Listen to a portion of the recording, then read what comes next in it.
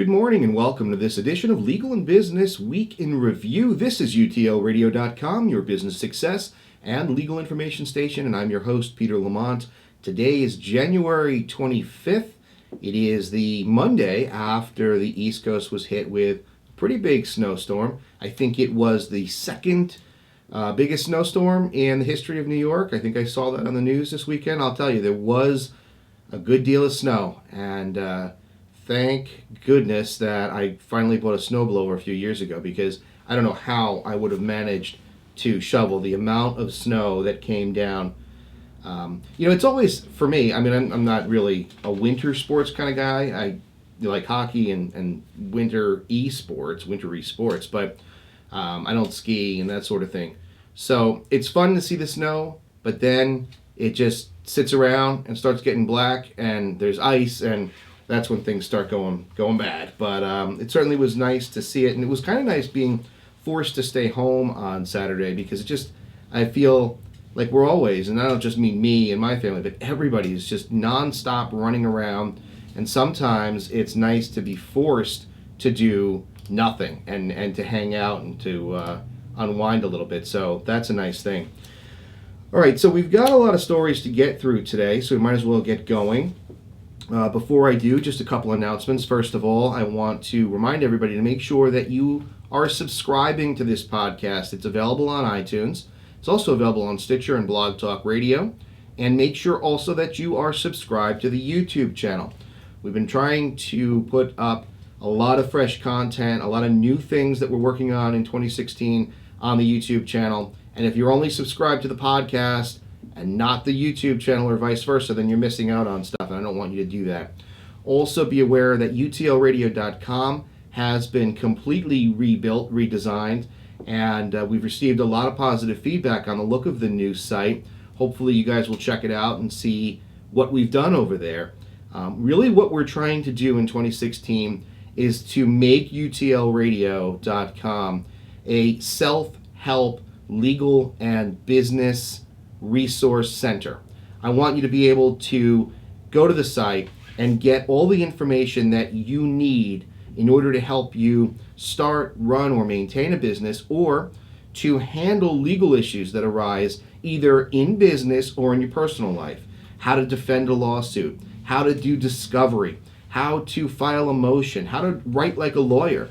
I want you to learn how to do these things without having to go to law school, because there are so many times in life when you just can't bring a lawyer on board to help you with things, and that doesn't mean you should suffer. That doesn't mean that you should be at a disadvantage because the other side has a lawyer and you don't. All you need to know is some of the tips and tricks and tools of the trade, and you can do a good job. And in 2015, I know I've said this before, but I just want to say it again, I was so pleased with the amount of people who came forward and said, we watched your video, we listened to a podcast, and we did what you were saying to do, and it worked out favorably for us. And no compliment, in my eyes, is better than that one. To know that we are actually helping people, to know that you can do it on your own, and these calls that we're getting from the people that are doing it, it's proof positive, and so we're really excited about that. I would really be grateful if you would pass along this information and let people know that there is a self-help resource center out there for you when you've got legal issues or business issues and you need somebody, and that person happens to be you. You need to be self-reliant and you need answers. That's what we're hoping to do. We're going to be expanding the site big time throughout the year. We're going to be putting up training courses and all sorts of things that can be helpful. So please make sure you visit often. All right, let's start off today with a story that, I don't know, to me it's disturbing on so many levels, and that's this issue with Flint, Michigan, and the water crisis. Now, for those of you who don't know, roughly 2 years ago, the state ordered the city of Flint to switch its water supply from Lake Huron to I believe it was the Flint River. And the whole idea of this was supposedly temporary, but it was primarily aimed at saving money. Isn't every decision that the government makes, for the most part, I say that facetiously, aimed at saving money? So what happens is Flint's River is just contaminated. I mean, the water is just so bad you can't drink it. And ultimately, after 2 years of maintaining this water source, the pipes that are carrying the water start to corrode and erode, and lo and behold, what do you find in the drinking water but lead, high levels of lead, and now they're saying there's instances of Legionnaire's disease, which they've seen before, but now they're linking them to the drinking water. Now, Legionnaire's is a respiratory bacterial disease, and it comes from drinking water. So, it seems to make sense. It doesn't need a medical degree for me, or a scientific degree to be able to put 2 and 2 together and say Legionnaire's disease.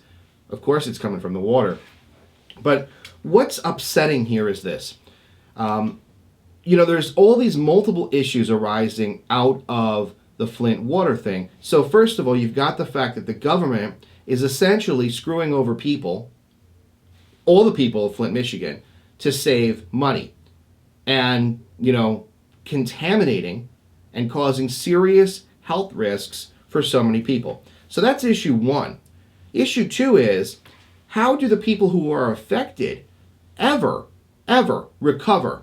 And I don't mean recover from health perspective, but how do you sue somebody, or who do you sue even, to say, wait a minute, this isn't fair? And I'll get to that in a minute.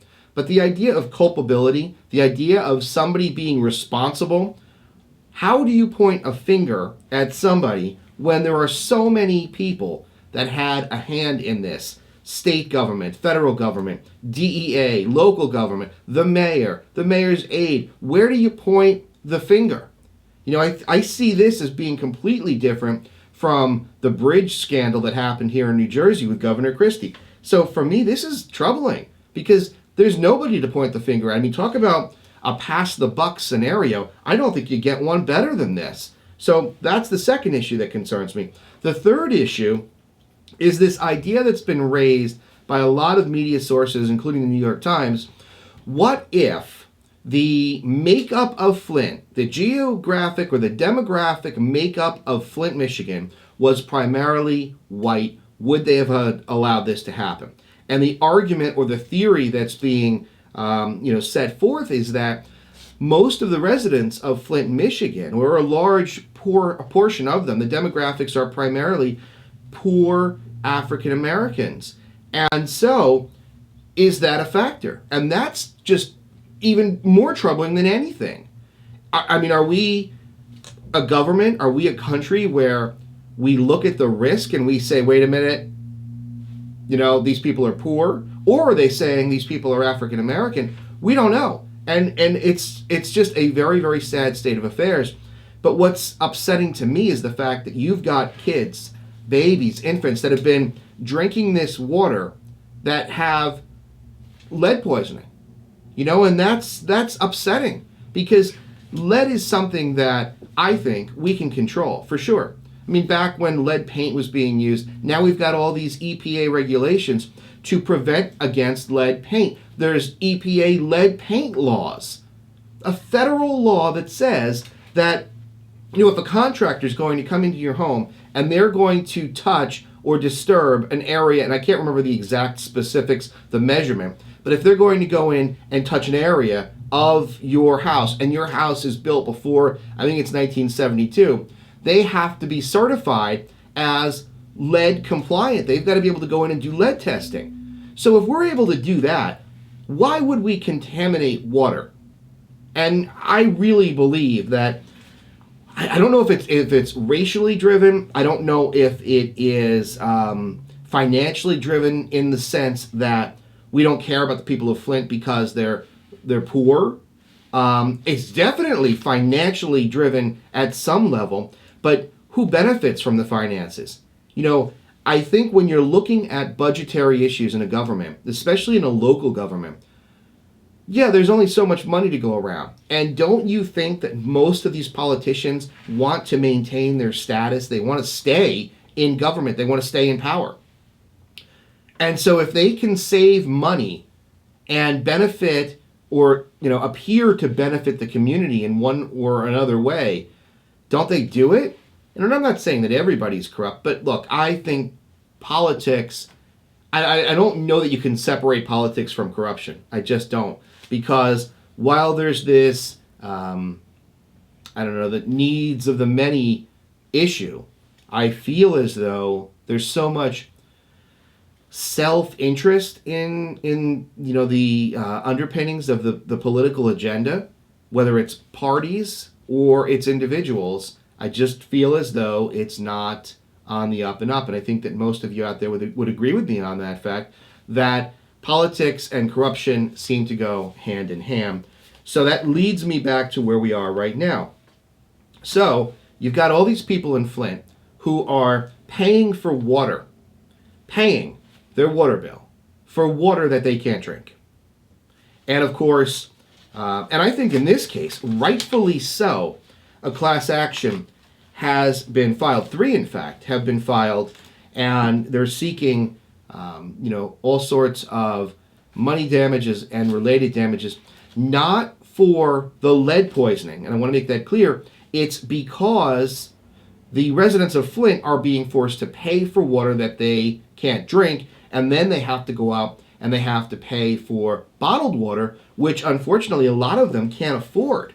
So, I mean, talk about a crisis. The president has declared the state of emergency in Flint. I don't know to what extent financial dollars, or federal dollars, I should say, are coming in to aid these people in the way that they need to be aided. I don't know, but certainly something needs to be done here, because this is a disaster, both from an environmental standpoint and from a humanitarian standpoint. And really, it goes back to the fact that somebody is to blame. I want to play you a sound bite from lawyers talking about this class action that they filed. Let's see if this is queued up. So hold on here while I get this going.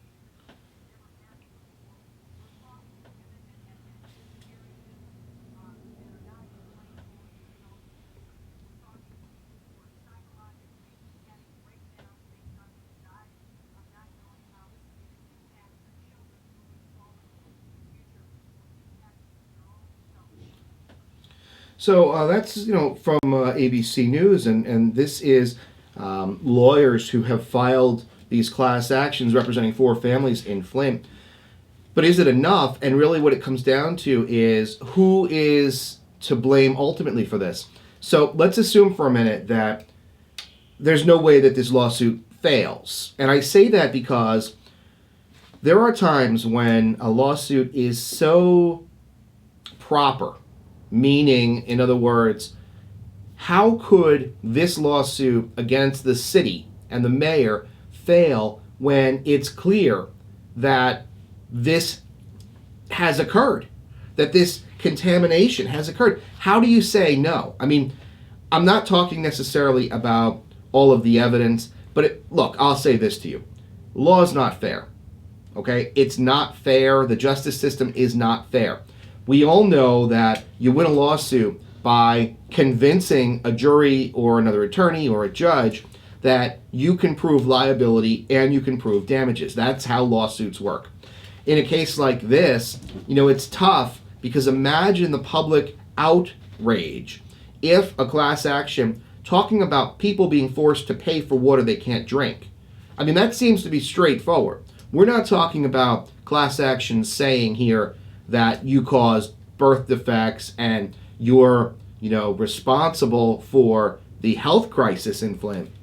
We're simply saying that the city is making you pay for water that they knew or should have known was contaminated. I think that's straightforward. I think that class action, I think that survives.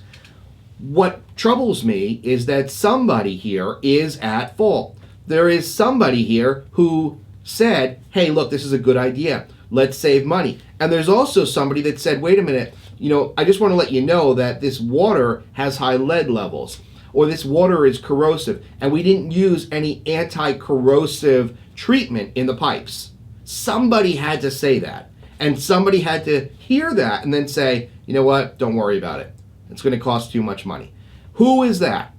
How are we ever going to get to that point where we are holding somebody responsible for the negligence, and that's what this is. I would even go so far as to say gross negligence or criminal misconduct, but who is going to be left holding the bag? There's nobody to point to, because it's the state, it's the federal government, and it's the local government. And maybe we can find a scapegoat and point to the mayor of Flint, Michigan. Will that bring justice? Probably not. Should he be responsible? Yes.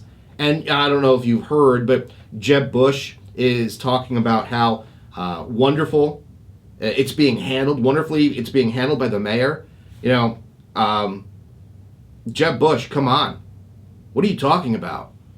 Handled properly. None of this has been handled properly. This is years of negligence, and nobody is going to be able to step up and take care of these people. And you know what? Even if there was somebody who said, hey, it was me, I knew it was bad and I did it anyway, what good is that going to do for all of these families who are affected with health crisis? I would argue that the most important thing that we have as humans is our health. Because without it, we're dead. Without it, we've got nothing. If you've got your health, then you've got a chance. You've got a chance to succeed in life. You've got a chance to pull yourself up from whatever turmoil you're experiencing. You can be whatever you want. You can be successful. You can fight back, and you can make something of your life. But you've got to have health. And all of these people who are suffering in Flint because of the negligence, the gross negligence of government, talk about a massive fail. That's what I see this as being. Government has failed the people of Flint, Michigan. Very, very disturbing, if you ask me. Now let's hop over, still staying with this topic for 1 second, to this idea of, I think the New York Times refers to it as environmental racism. What do you think about that idea? Environmental racism. The question that the New York Times asks, and I'm going to read it directly, is, if Flint were rich and mostly white, would Michigan state government have responded more quickly and aggressively to complaints about its lead-polluted water? Now, I don't know the answer to that. What do you think? I mean, let's face facts. The population of Flint is primarily African American. The income level is low. So it's fair to say that, we're talking about a lower income, area primarily occupied by African Americans. That doesn't mean that there aren't other, races that populate Flint.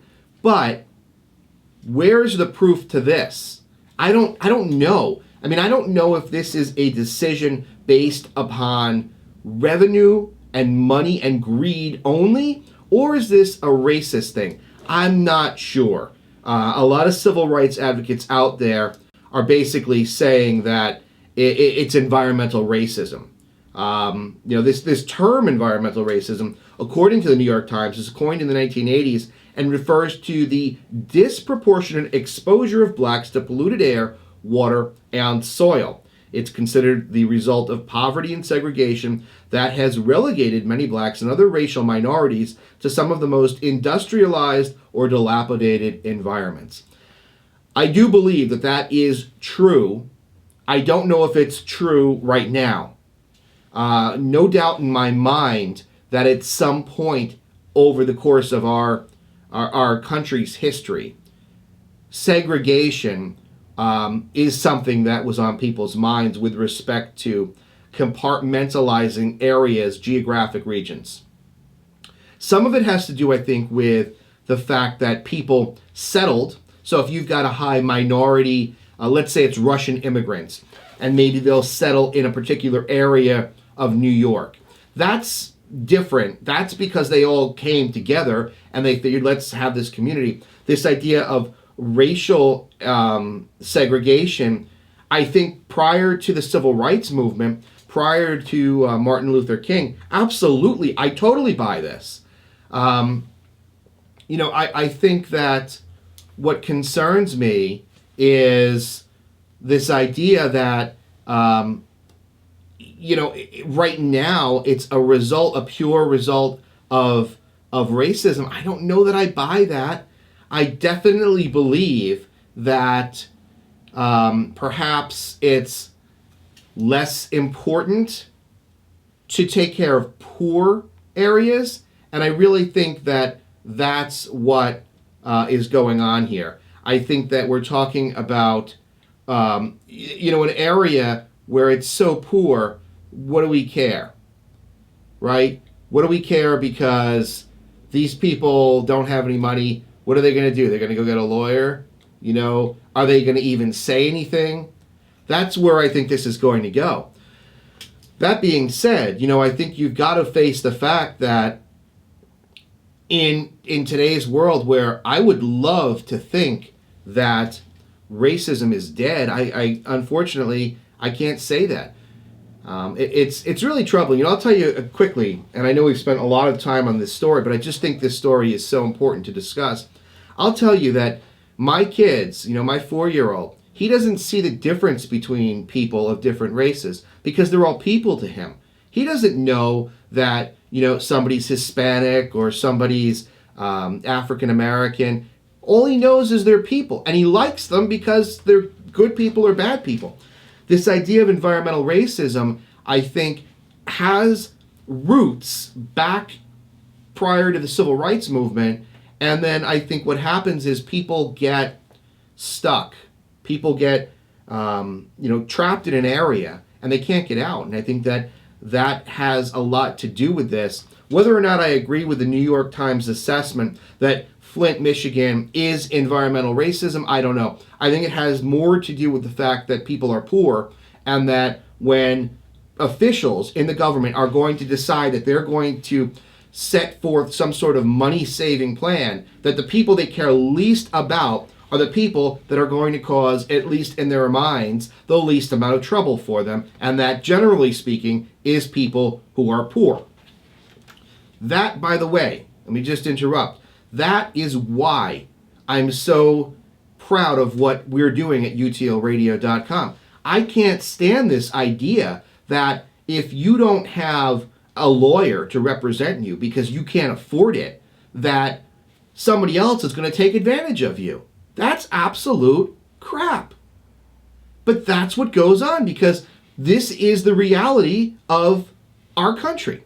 So if you're being sued and there's a lawyer on the other side, don't you think, just like the government officials here in Flint, he's saying to himself, I've got a leg up, I've got an advantage, and I'm going to take you to the mat, and I'm going to pin you? Of course, because they know that you, generally speaking, are not going to have the knowledge of procedure and practice of the law. I hate that. I want to level the playing field because this is not fair. It's not fair that anybody, because of finances, should not be afforded proper use of our legal system, as flawed as it is. And this just makes me really enraged to see people treated on an uneven playing field. So my biggest qualm here with Flint, and then I'm going to wrap up on this story, is that there's nobody who will accept responsibility, and there's nobody who will be able to be, or carry the culpability that's necessary here. The gross negligence in Flint will go largely unpunished. Why? Because there's too many people to point fingers at. Federal, state, and local. That's where that goes. It's very, very frustrating. Okay, now that that's over, let's hop into something that is interesting. I don't know how many of you have followed Sean Penn's secret meeting with El Chapo. El Chapo, obviously the wanted, or at one time, wanted fugitive, the drug kingpin. When you talk about drugs, you talk about El Chapo. So I'm sure you have heard over the past few weeks that Sean Penn had a secret meeting with El Chapo. Now, the issue is, should Sean Penn face any sort of criminal action for his meeting with El Chapo? That's the main point. The second question that I have is, why would Sean Penn want to meet with El Chapo? I have no idea why a celebrity, or anyone for that matter, would want to go and meet with a felon, a fugitive, a drug lord, and conduct an interview. I still can't understand, and I'm trying, because I have a journalism background, I'm still trying to put myself into the mind of the journalist that interviewed Osama bin Laden. I don't know, I can't separate, I guess, my pride as an American citizen, if you want, would accept that, from this idea of journalistic integrity. Why would I want to go interview a terrorist? Ratings, sure. But is it worth it? Am I going to be known as the guy that interviewed El Chapo? And Sean Penn? Come on. I mean, I know that he swings way left. I know that he's very liberal. And I don't understand why he would do this, because he doesn't need the publicity. I mean, he's still alive and kicking in Hollywood, so I don't understand why he would do this. But let's look at the question that's raised by his meeting with El Chapo. Does he have anything to worry about? Are there any criminal consequences to his meeting with El Chapo? Now remember that America has been trying to capture El Chapo as a fugitive for years and years, and can't. Sean Penn has him in his Rolodex. Hey, El Chapo, what are you doing next week? I'd like to have a little meeting with you. I don't know how they do it. I really don't. But he does it. So now let's face the legal question. And that question is he at all guilty or responsible for anything that he did with respect to meeting with El Chapo? Now let's talk about the First Amendment. The First Amendment, freedom of speech, freedom of the press, we've got to talk about that because it comes into play here. Now, I think you might be surprised to know that knowingly visiting a fugitive is not a crime. I mean, you would think, right, that maybe, I don't know, maybe not. I guess from a legal standpoint, I understand this law and I agree with this law, that knowingly meeting with a fugitive can't necessarily bring criminal liability to you. But at the same time, I think you should be beaten with a rubber hose because it's stupid. That's what I think. I don't understand why you would do that. That's the equivalent of saying, here is a convicted child molester who is now a fugitive, and I'm going to go interview him. Really? Why is it different that he is a child predator or a rapist? Why is that different from a drug lord? Is it? I don't think so. But would Sean Penn go out and interview a convicted sex offender who is a fugitive from the law? I don't think so. I wouldn't. So I don't understand the El Chapo thing. But sure enough, here we are. Can Sean Penn be responsible? Could he be criminally charged with anything because of his meeting with El Chapo? The answer is no. The answer is no unless, and this is an important distinction, unless someone can prove that he intended to aid and abet. If he knew that the meeting was let's say, under surveillance, or he did something to aid and abet El Chapo as a fugitive. In other words, he arranged for a secret, method of transportation, and then tried to hide him. That could be aiding and abetting a fugitive, and that, with the proper intent, that can be a crime. Knowingly meeting with a fugitive is not a crime. You could go and meet with anybody you want and interview them and talk to them, as long as you don't aid and abet them in their, career as a fugitive. Again, I'd love to interview Sean Penn and find out why Sean Penn would interview El Chapo. And I'd love to ask him the question, would you interview a fugitive who was a convicted sex offender, somebody who was a child molester who's now a fugitive? Would you find that important? Or are you going to tell me that that's not newsworthy, so I'm not going to go do that? Or do you draw a line in the sand and say, well, that's child molestation. I'm not going to go interview somebody there, but I'll interview somebody that's a drug lord that probably is responsible at some point for getting people killed, getting people addicted to drugs, ruining families, ruining lives. Is there a difference? I don't know.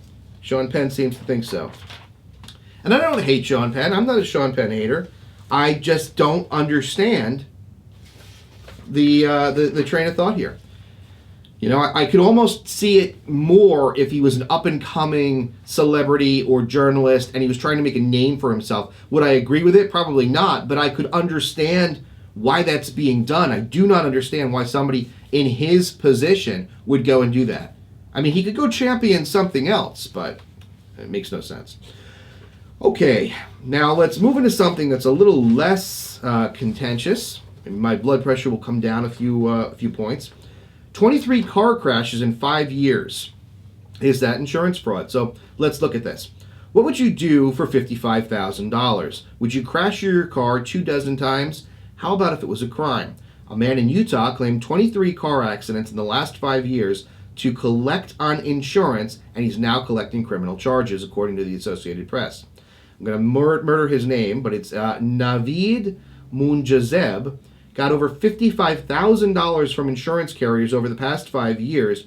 Now he has added criminal charges to his collection and is looking at 12 counts of insurance fraud, 2 counts of forgery, and 7 counts of reckless endangerment, along with a pattern of unlawful activity after making allegedly false claims. So the Utah Department of Insurance Fraud went out and investigated this and found, sure enough evidence to support the fact that this was insurance fraud. So let's talk about this for a second. Well, before I do, let me just give you this statistic. Arrests for insurance fraud in Utah are up 159% over 5 years, and felony charges for the crime have increased nearly 400%. So what is going on in Utah? I have no idea. And it can't be the Mormon Tabernacle Choir's fault. I don't know what's going on there, but suffice it to say, insurance fraud runs rampant in Utah. Let's talk about insurance fraud for a second. All right, so is it unheard of to have somebody deliberately get into a car accident to recover insurance money? No, it happens all the time. And, back in the, I want to say, late 80s, early 90s, there was a campaign that was, I can't remember who it was, maybe it was from the Insurance Commission, but somebody with some, political pull, I don't remember who it was, started this campaign about insurance fraud and how it's a crime. And then there were all these billboards put up about, insurance fraud is a crime. But at one point in the late 80s, early 90s, people were crashing their cars. They were having somebody behind them rear end them, and then they were splitting the insurance money. Rear end collisions, the liability is primarily 100% on the person that does the rear ending. So it's kind of an easy case to win as long as you have damages. Well, here you've got a guy who has 23 car crashes in 5 years. I mean, you could be the worst driver ever, and still not have 23 car crashes in 5 years. And he made $55,000. What is astonishing to me is that nobody caught him sooner. Because, when you have insurance fraud claims, if they're injury claims, they generally are going to result in some form of litigation, maybe a statement under oath, maybe a deposition. You'd think it would have come out. I don't know what was going on here. But I want to just talk for a second about insurance fraud. It is a crime. You can go to jail. And there are significant civil penalties for commission of insurance fraud. In New Jersey, I think it is treated very seriously. I was involved in a case not too long ago where a woman innocently bought a car and then allowed another family to use that car on a regular basis. The car was actually housed at this other person's residence. And the driver of the car was in an accident and sought recovery under her insurance policy. And the New Jersey Department of Insurance and Banking flagged this as potential fraud, as potential insurance fraud, and they went through a whole investigation. Ultimately, it was determined that she didn't do anything intentionally, but she did violate, the administrative code with respect to insurance. Point being is this: you're going to get caught at some point. I don't know how this guy had 23 accidents and didn't get caught, but insurance fraud is a crime, and you can go to jail for insurance fraud. And in 23 accidents, he only made $55,000. I don't, it had to have been small accidents, some property damage, and then he'd go out and, try to, get whatever he could, maybe a few $1,000s here or there. I don't know that it's really worth it for $55,000 over 23 accidents. What we don't know also is how much money did he have to spend in order to keep perpetrating this fraud? Did he have to get a new car? How did that work? But point being here is that he should go to jail for insurance fraud. Absolutely. And anyone that commits insurance fraud, you have to be careful with what you're doing. Easy money's not easy money. There's no substitute. You can't go out and take advantage of the system like this. So, that's what I've got to say about that. 23 accidents in 5 years. All right, next, let's hop over to the big state of Texas. And here's an interesting intro. If you're going to have sex with your high school teacher, you probably want to get it on tape. After all, your friends might not believe you if you just told them. So maybe you should record it on your cell phone and share it with a few or 11 of your friends. So here in Texas, Tamara Ramirez was fired from her high school teaching and coaching job after cell phone video of her and a 17-year-old student surfaced last year. While 17 is the age of consent in Texas, Ramirez was indicted under the state's statute prohibiting improper relationships between educators and students, which I think is an excellent law and should be adopted in every state, because there is a responsibility that teachers have towards our children, regardless of the age of our children. And I think that while it might be okay legally for an adult to, go out and well, let me take this back. It's not okay, but I understand the law that a 19-year-old could have sex with a 17-year-old in Texas, and because the law says 17 is the age of consent, it's okay. I understand the legality of it. But when you are a teacher, when you are tasked with the responsibility of protecting the children that we give to you during that day, for you to go do something like that, even if it was legally permissible, you should be held accountable. So I definitely think that Texas's law about teachers and the responsibility, the duties that they have to our students is something that should be across the board, because that is a good law. So here's the interesting part about this. The teacher is suing the student, claiming that his recording of the event was illegal and that its release caused her emotional distress. She filed a lawsuit, and according to the lawsuit, she claims that the teen videotaped their sex in 2014 and disseminated the video to numerous people and caused the video to be posted on YouTube. Under Texas law, recording and promoting a sexual encounter without the person's consent can be a felony. She also claims sharing the video was, quote, extreme and outrageous conduct, end quote, that constituted an emotional infliction or an intentional infliction of emotional distress. What do you think about that? What do you think about that? A teacher has sex with a 17-year-old and is suing the 17-year-old for posting the video. Well, that's what you get for having sex with a 17-year-old. Stupid. Stupid. But the scary fact here is that this kid could face a felony conviction. I don't know. I think grossly unfair. We just talked a little while ago about the fact that the law is not fair. Well, how fair do you think this is that somebody tasked with protecting our children has sex with the 17-year-old? The 17-year-old does what most 17-year-olds would do, and they share that. I mean, posting on YouTube, and I'm not saying it's okay, but posting on YouTube today is the equivalent of telling your buddies in the locker room that you scored with the teacher.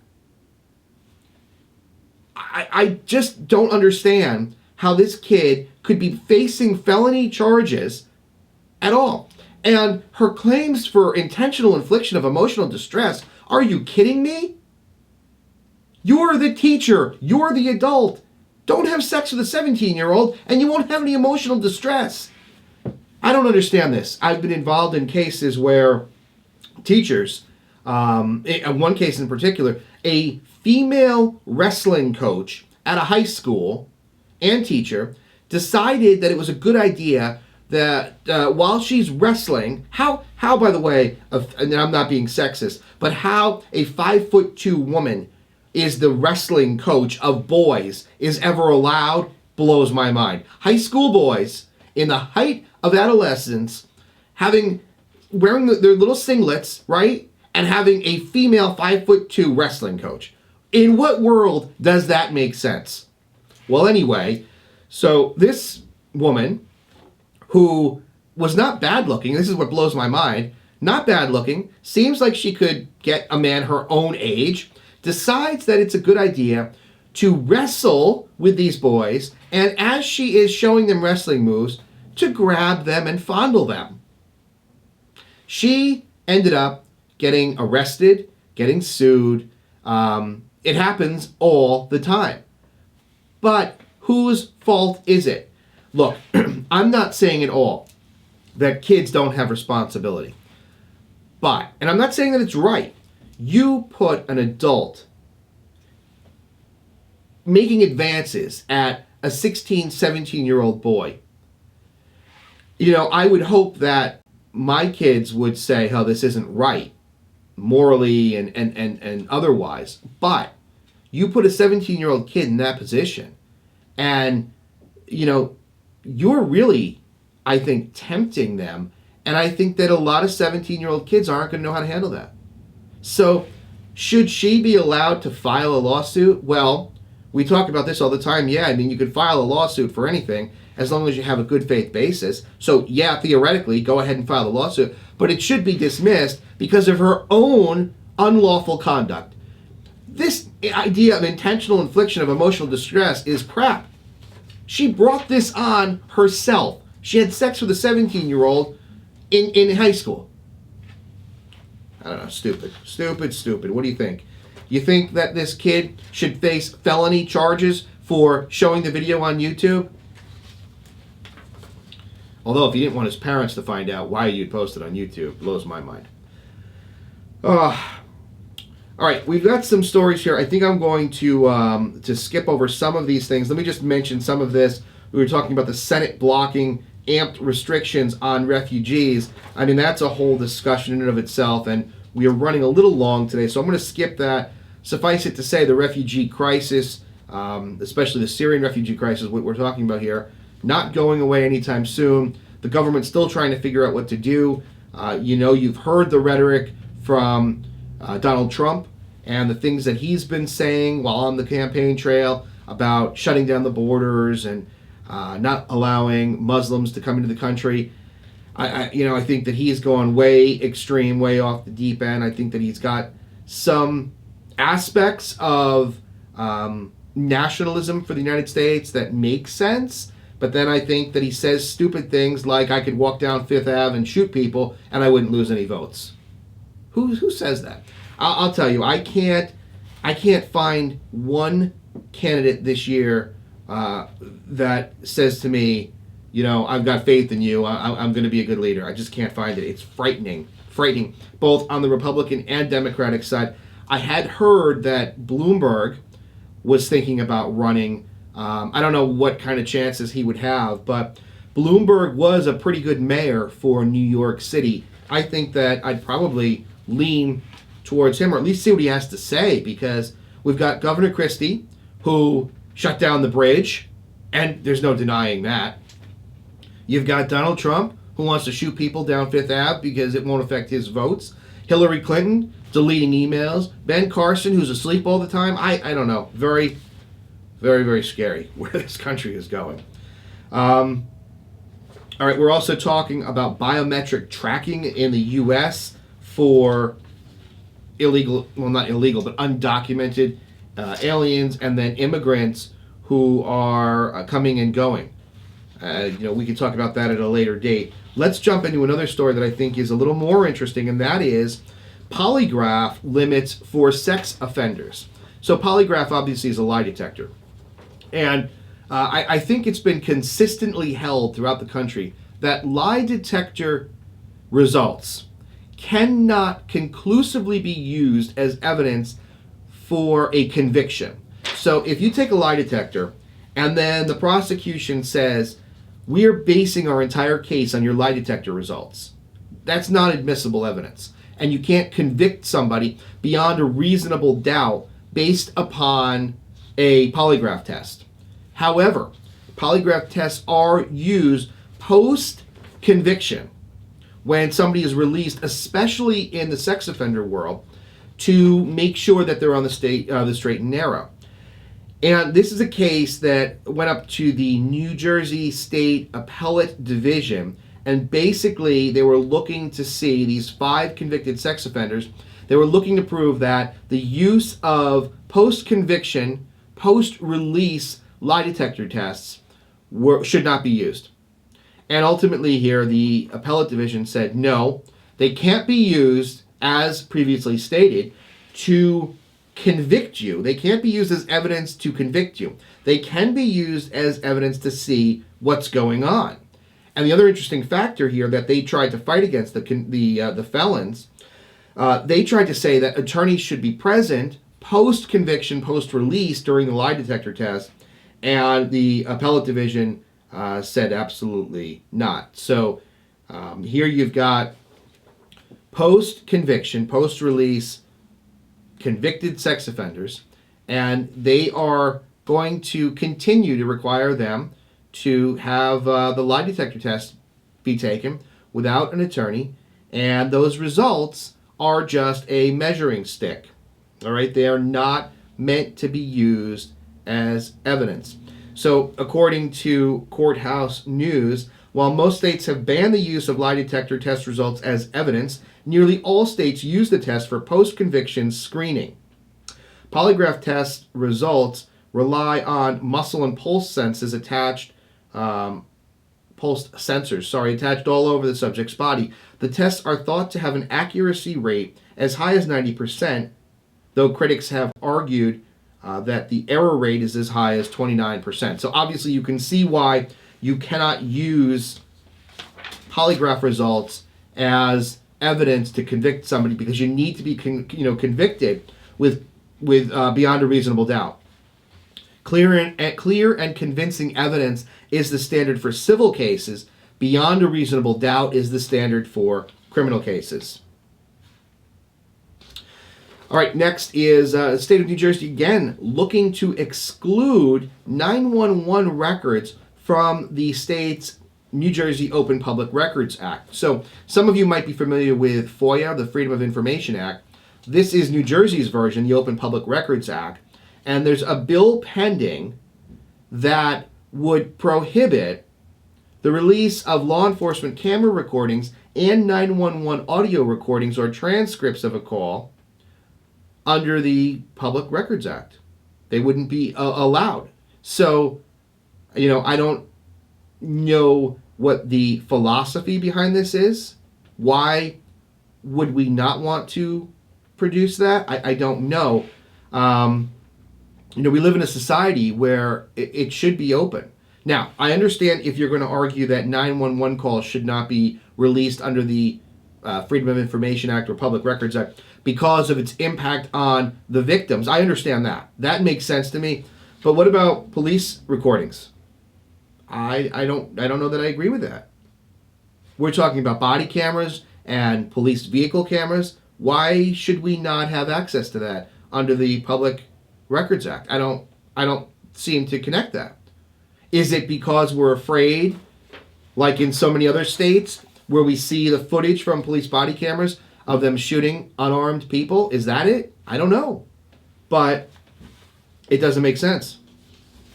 So I'm not really happy with that idea, and I'd like to see more of the legislative intent behind that bill. I agree you protect the victims at all costs. I believe that, yes. And I believe that the protection of the victims might trump our ability to access that. I completely understand that. I don't know that you should have a blanket refusal now under the Open Public Records Act to release police footage, body cameras, and cruiser cameras. All right, what do you think about this? Atheists sue Congress yet again to remove "In God We Trust" from currency. Look, this has happened over and over and over again in various different ways, state level, federal level, you name it. Atheists are always suing to remove God from something. Remove God from, the schools. Remove God from the currency. Interestingly enough, I haven't seen atheists ban the use of currency, but I don't know. I think this is one of these waste of time lawsuits that cost us taxpayers dollars. Do I believe that you have the right to be an atheist? Absolutely. That's what this country's about. Freedom. So you don't want to believe in anything? Totally okay with me. I get that. I might not hang out with you, but I get it. No big deal. But now you want to sue to have "In God We Trust" removed from the currency. Well, let's go back to the history of "In God We Trust" and let's look at, and I know everybody says this is like a cop-out, but you got to go back to the Founding Fathers. What was this country built on? And it was built on faith. It was built on hope. And I personally say that no other group that believes in a higher being would have issues with "In God We Trust," because I might mean it to be the God of the Bible. You might mean it to be Allah. Somebody else might mean it to be Buddha. But, God can be used in a generic term for those people that are trying to fit this idea of "In God We Trust" into, their acceptance of using this terminology on a dollar. Atheists, of course, can't because they don't believe in God. And so by showing the existence of God on a dollar bill, it offends them. What do you think about that? I think that it's not a winner. It never has been. And I think that, you see these things all the time, and I think it's just a strain on the legal system. But I'd like to know what you guys think. Leave some comments this week in the show notes. You can do that on Blog Talk Radio. I'm going to try to post snippets of this show up on YouTube this week too. So leave comments. I'd like to hear what you think about that. All right, and I think finally we will end with, well, not finally, I want to do one more thing before we go, but let's talk about Will Smith and skipping the Oscars. Diversity, again, at issue here, and I'm sure that most of you have seen that his wife, Jada Pinkett Smith, decided to boycott, along with Spike Lee and other prominent African-American actors and actresses, boycott the Oscars because they believe that there's not a diverse enough pool, that no African-American candidates were chosen for the Oscars. I want to know what you think about that. It's interesting because I think going back to the 80s, I remember, I think it was maybe Eddie Murphy had made a comment, maybe I'm wrong about that, but made a comment about well, it'll be another 20 years before an African American wins the Oscars. It's an interesting point. And I think that it's something that has to be looked at. Now you've got to wonder, is it because the movies didn't have enough diversity in the cast? I don't know. But I think it's something that you've got to look at, because there is some truth to the fact about the lack of diversity. It's interesting. Now, talking about Hollywood and diversity, I have to say that the new Star Wars movie, I think, was wonderfully done, and I think that shows a lot of diversity in that movie.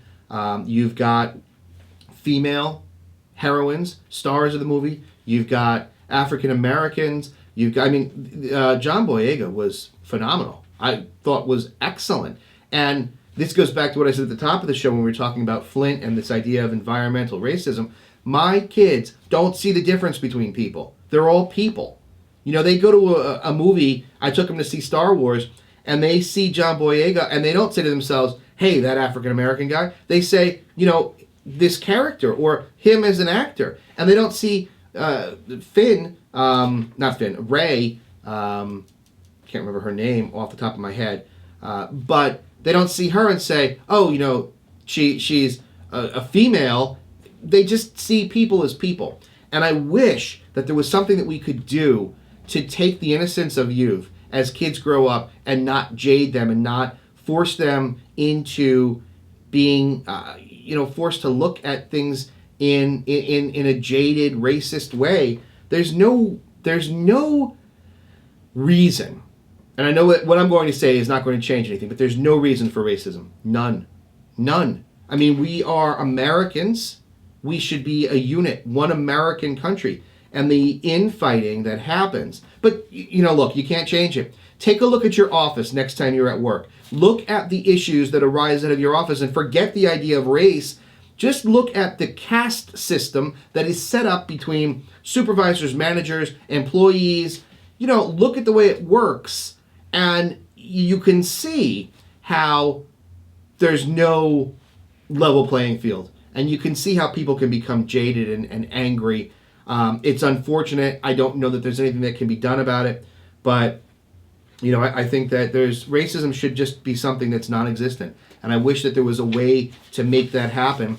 I wish that we could just see people, for what they are, for who they are, and not look at them as anything other than Americans or whatever country you're from. I don't see it. It's sad but true. And that's why I go back to this idea of the New York Times article concerning Flint, Michigan. So does the New York Times, with their claims of environmental racism, is New York Times contributing to the racial divide by putting out a story like that? Why didn't New York Times say Flint, Michigan is a result of the government not caring about poor people? I don't know. I don't have the answer to it. I'd love to hear what you guys think about that in the New York Times and their comments on environmental racism. I don't care what you say. What happened in Flint is just something that's so obscene. Look, let's end on a positive note. Well, I think it's positive, even though some of these things aren't positive. I'm a big Disney fan. I love Disney World. I love, the whole thing. I really do. I think that Disney's a wonderful company, and I think that I don't work there, so I don't know. It could suck if you work there, but from a consumer standpoint, certainly one of my favorite places. I went there on my honeymoon years and years ago, and take my kids there. I love it. It's a lot of fun, and now I think with the inclusion of Star Wars, it's going to be really exciting. I happen to be a very large Star Wars fan. I've been a Star Wars fan since I was little. I remember going to see the movies and the drive-in, and going out and getting the figure. I still have my original set of figures and stuff, so I love it. So I'm really excited about that. But what I love to do is I like to look at the Central Florida quarterly injury reports, because they're interesting and a little bit of fun in a very sort of off the cuff way. I mean, it's not funny when people get hurt, but it's funny to see. Funny's not the right word. Oh, I'm digging myself a hole today. It's just interesting to see what some of the injury reports are. So, this is the injury report just released today for the last quarter of 2015. So there were 7 injuries reported at Disney World. A 71-year-old man didn't feel well after riding the Seven Dwarfs Mine Train. They list everything. So somebody gets a little nauseous on a ride, they're going to list it. 75-year-old man rode Big Thunder Mountain and then experienced pain, tremors, and numbness in his right arm. 30-year-old woman fell while getting on Pirates of the Caribbean. 43-year-old woman had a seizure on the same ride, but suffers from a pre-existing condition. Over at Animal Kingdom, a 24-year-old man had a seizure after riding Dinosaur. A 69-year-old man had chest pain and dizziness after riding Expedition Everest. A 27-year-old woman at Typhoon Lagoon got a laceration. Now we'll jump over to Universal. Universal's Islands of Adventure. 2 men were both experiencing motion sickness on Harry Potter. One was 50 and one was 55. A 17-year-old male was anxious and experienced shortness of breath on Harry Potter Escape from Gringotts. A 35-year-old woman experienced neck pain while on the Hollywood Rip Ride Rocket. A 21-year-old woman was motion sick while on E.T. How do you get motion sick on E.T.? That's a question. And a 66-year-old woman was dizzy on Despicable Me. Well, I can see that. Let's see. 42-year-old woman over at SeaWorld had a seizure while riding Manta. What's really good here from a legal perspective is this. None of these injuries seem to be caused by negligence of the theme parks. And that's so interesting because from a loss or a risk management perspective, I think that small business today can learn a tremendous amount from modeling some of the approaches that the Central Florida theme parks follow, because they are dealing in millions and millions of people per day. And when you look at the injury reports that are out there, sure, is there one that slipped through the cracks? Yeah, but you know what? Believe me, when the guy lost his fingers on Pirates of the Caribbean because he stuck his hand out of the boat, even though they tell you, don't put your hand out of the boat, that was all over the news. So if there was something significant, it would be here, it would be reported. But all of these reports are motion sickness, dizziness, and those are things that you can very easily experience on some of these motion simulation rides. But it's wonderful to see the volume of people that these theme parks are handling on a daily basis. And this is the fourth quarter injury report. So as small business owners, I think if you look to mirror and mimic and learn what some of these Central Florida theme parks do to prevent injuries, I think you'd go a long way towards making your own local small business, mid-sized business, even a large business, a lot more protected from injury, whether it's injury from employees and workers' comp claims or injuries from your customers, your consumers, your clients. I think there's a lot that you can learn from this because this is pretty amazing. Really, there's nothing here other than some dizziness and stuff. And so, good job from for the Central Florida theme parks. All right, that's going to do it. I know we went over a little bit today. Sorry about that. But I think it was worth getting through the discussion on Flint, Michigan. Very troubling indeed. That is going to do it for today. A few notes before I sign off. Make sure that you subscribe to the podcast on iTunes, Stitcher, or Blog Talk Radio. Don't forget to subscribe to the YouTube channel. Check out utlradio.com, the brand new redesigned site, completely redone. I think really cool, so I'd love to hear what you guys think about it. We're in the process of updating our free app. It is available in a pre-final release stage. There were some transformations that we were making to the app, but the app will allow you to ask questions directly from your phone. You can type in your legal or business question and they'll be answered. I also have access to social media as well as to the podcast. You can listen to it directly on your phone. We're working on a Meerkat streaming feature so that you can watch our Meerkat streams, or at least know about it directly from there. So you can check that out as well. And I think the most important thing is to understand what we're trying to do here, which is to help people out there take charge of their lives and learn to handle some of their own business and legal matters, to represent yourself, to be able to compete with a lawyer on the other side when maybe you can't afford it. I'll go back to something I said a few weeks ago in a video. There are 5 reasons why you'd want to represent yourself in a lawsuit. Those 5 reasons are: A, you don't have the money. All right, that's straightforward. B, you have the money, but the amount of money you're seeking to recover is less than what it would cost you to pay for a lawyer. In other words, you want to sue somebody who owes you $1,000, but it would cost you $1,500 to $2,000 to hire a lawyer to do that. That doesn't make any sense. Therefore, you'd want to do it yourself. Number 3, you can't win your case. For example, if you owe credit card debt, you know you owe it, there's no defense, and you need to buy yourself some time in order to make a settlement offer, or to at least get some money together and be able to pay it. Number 4, you can't lose your lawsuit.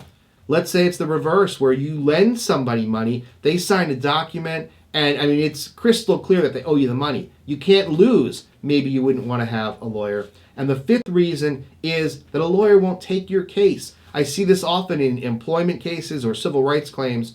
You've got to be able to say, all right, I believe in my case, I'm going to do it myself. So those are the 5 reasons.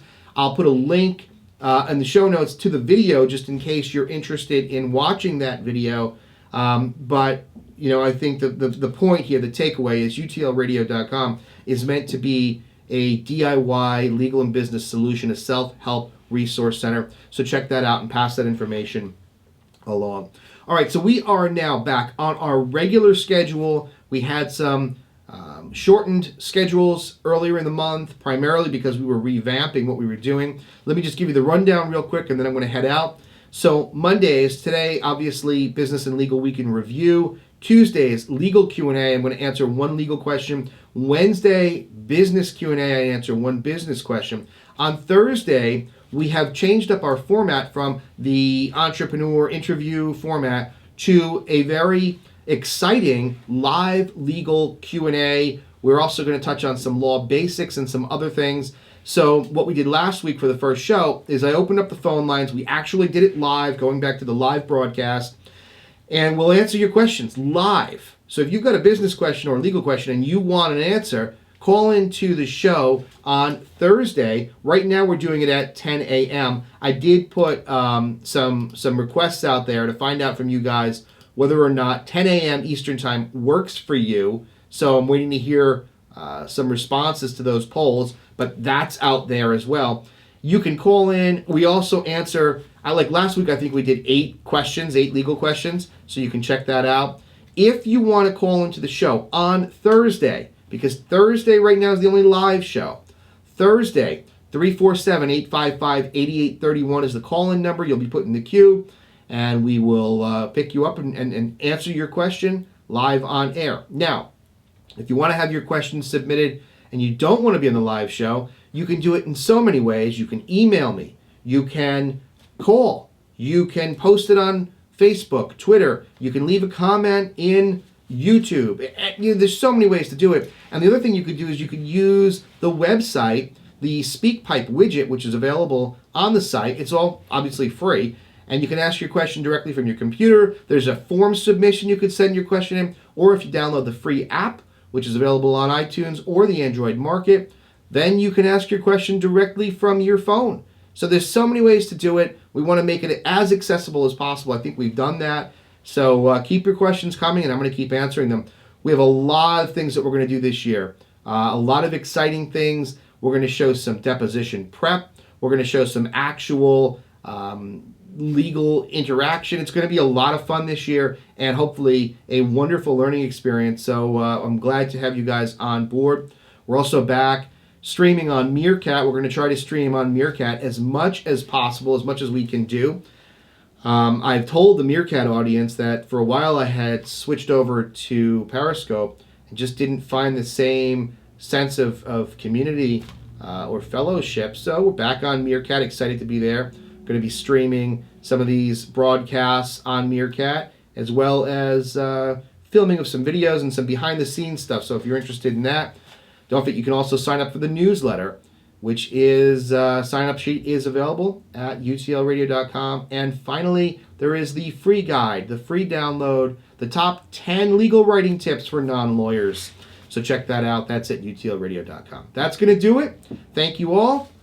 I'm looking forward to your comments on some of the stories that we talked about. We'll talk about them on Thursday's show, probably after we get through the live legal Q&A. That leaves us a little time to talk about some of the comments that we received this week and some of the other things that are interesting. So I will look forward to reading your comments and then talking to you on Thursday. Tune in tomorrow for legal Q&A, Wednesday for business Q&A, Thursday for the live legal Q&A and law basics. Friday we'll be back for the weekly wrap-up. That's going to do it for me. Hope you have a great day, a wonderful week. Stick around. Don't forget, tell your friends, your family, your colleagues, and let them know about utlradio.com, your business success and legal information station. I'll see you next time.